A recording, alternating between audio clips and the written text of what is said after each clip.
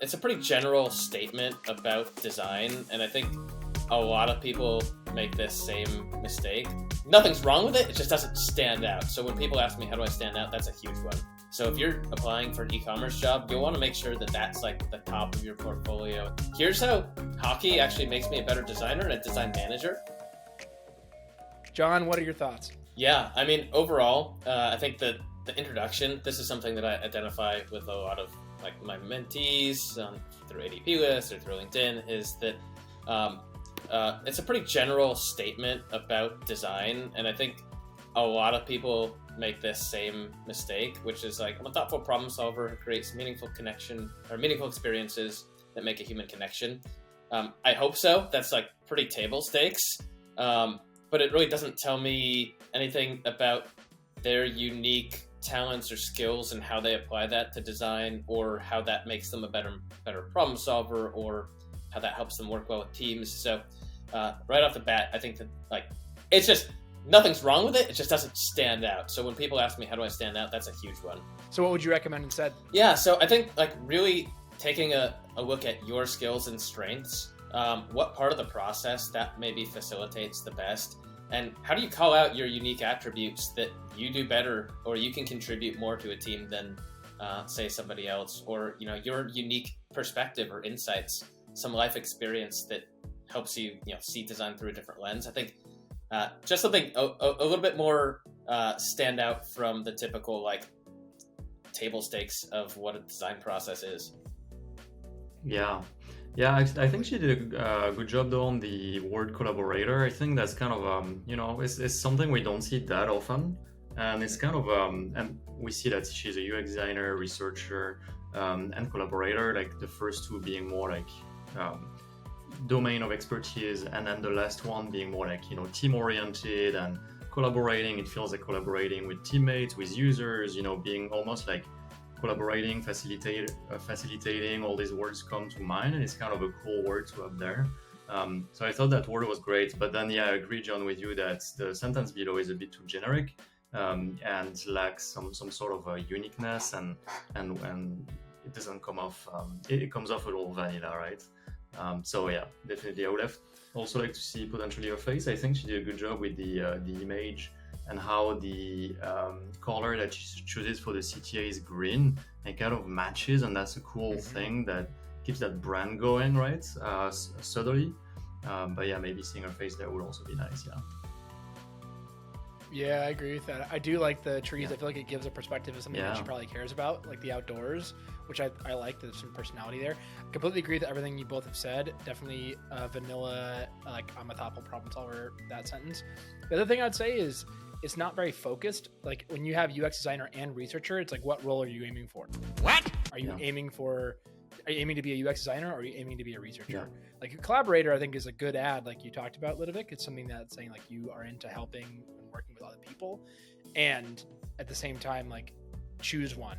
Like I would choose either UX designer or researcher. Like pick a lane, and it's because like it's hard to land one of the. Like, it's hard to convince.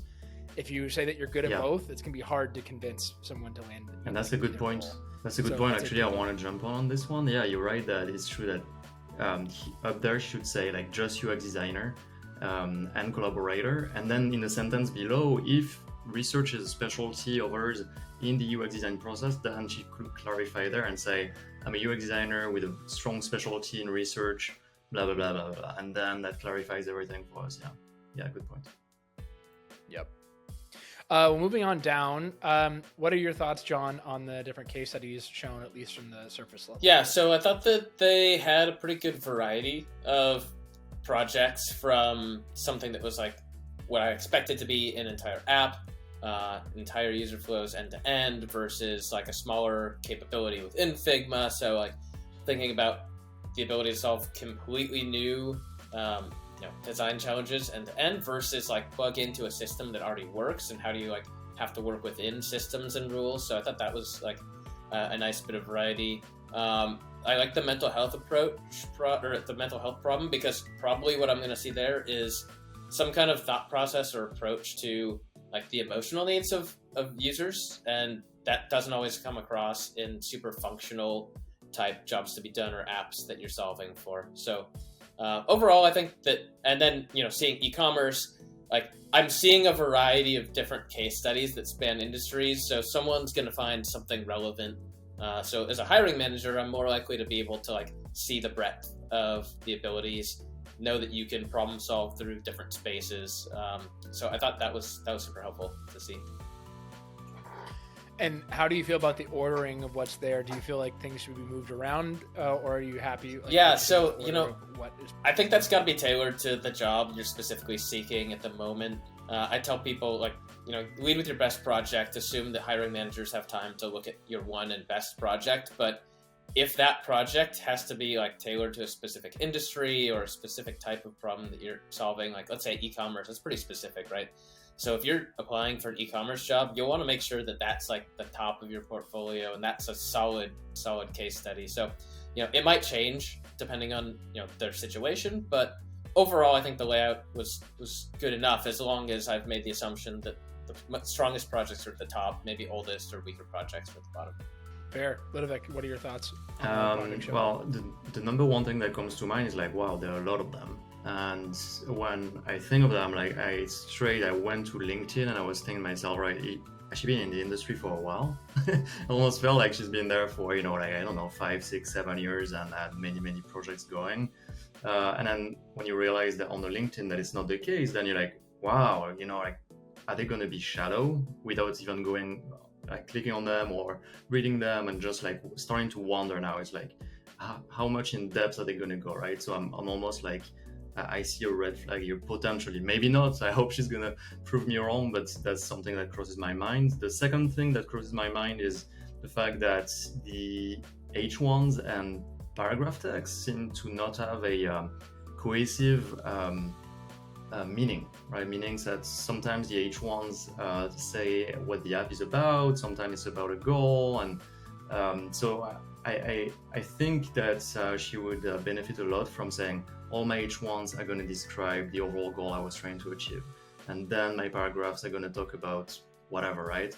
But here I'm getting a little bit of everything. And every single time that happens, I'm like, it crushes my expectation and I have to reorient a little bit. But other than that, the overall layout is clear.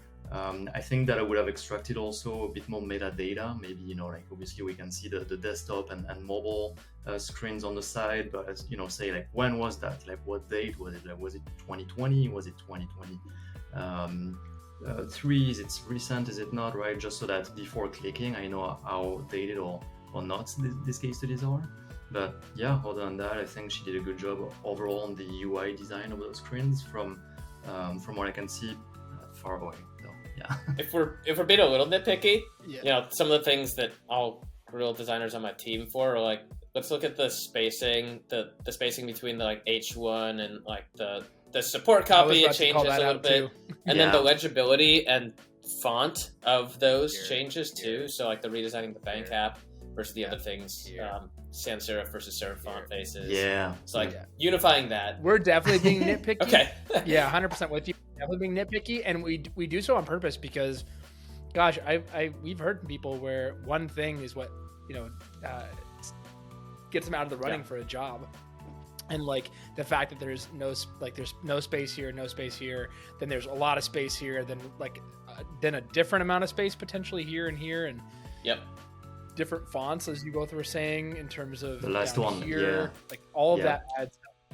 All of that adds up, and so it's small. So anyway, we're over time, but what are your ratings? John, we'll start with you. Okay, I'm gonna go with a good. There's some visual polish to be had and text consistency, but I feel like I've got a somewhat of an understanding of who this person is, some of the projects they've worked on. I've found the information that I needed to find, so can't fault it for that. No, cool. I think I have to agree with the good. I would never give it a man. I think it's way past that. I would say that it doesn't take much from what I see to actually go to a solid, or to be like like between good and solid. I think that if the hero section gets a bit more love, and if the project section also does, if I'm getting more metadata on each project, if you know the H1, the paragraphs are cleaned up in from a contextual standpoint, what they actually mean. And yeah, I don't think it would take much, and just, you know, half a day, this could go to a solid for sure. Yeah. Love it. Love it. Okay, well, it is time for our first palate cleanser, gentlemen. So, Jon, there's a question for you. What advice would you give to someone on their portfolio if you did not want them to get a job? Ooh, if I didn't want them to get a job, I would say don't explain the reasoning for why you've made any choices. Just no context. Just tell me what you did in order. That's a bootcamp special, right? Or out of order, right? Exactly. Yeah. Well, cheers for the first palate cleanser, gentlemen. We're moving on to the next section, which is the about page. Where is it though? Where's the about page? Ooh, it might not be there. Well, this might be pretty quick then. So that is a good. So with that in mind, oh, I forgot to get my rating, by the way. I would also give a 3 a good. I think for all the reasons you all did.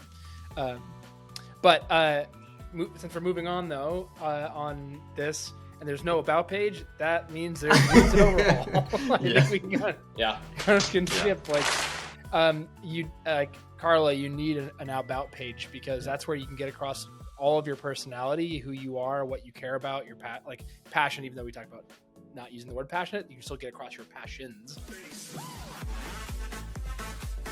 and just who you are as a person. It's one of the I think it's a really important page. Can I give an example? And so okay, yeah, absolutely. This is something that I've brought into more than a dozen hiring interviews for myself as I was interviewing around.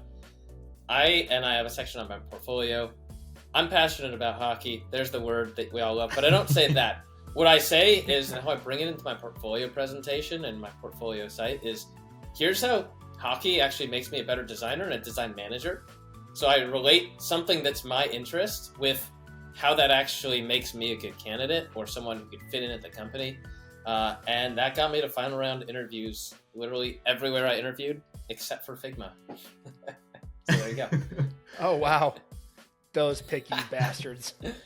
Wow, that's cool. I love to hear that stuff, because people forget awesome. that personality is so crucial, and they just show the work, and it's no, you need to show your personality, you need to show who you are, you need to show who you are outside of work. It matters. They forget what makes you different. That. So you cannot forget this. You have to have an about page to show your face, show who you are. People will empathize with you so much more. They will connect with you at a human level so much more. So definitely, it's not going to take you much time, but you have to have one. Well, we're all saying 1 star needs an overhaul. Also, Jon, coming back around to you as hockey, about hockey makes you a better design manager. It's probably because you're able to get out aggression, right, in a way that's healthy. Well, it's actually you've learned how. It's actually about the approach to the problem solving and treating every game like a problem to be solved. Doing research, arranging the team for at least design management, arranging the team to play people to their strengths, make sure that there's support. So yeah, there's a whole lot, but aggression, maybe sure. We'll put that in there too. Yeah, sure. Yeah. Every time I think of hockey, I always think of Happy Gilmore. 364 more days till next year's hockey tryouts. I gotta toughen up. Yeah. Oh yeah. With Adam Sandler and bringing his ice skate around. Yep. Every time.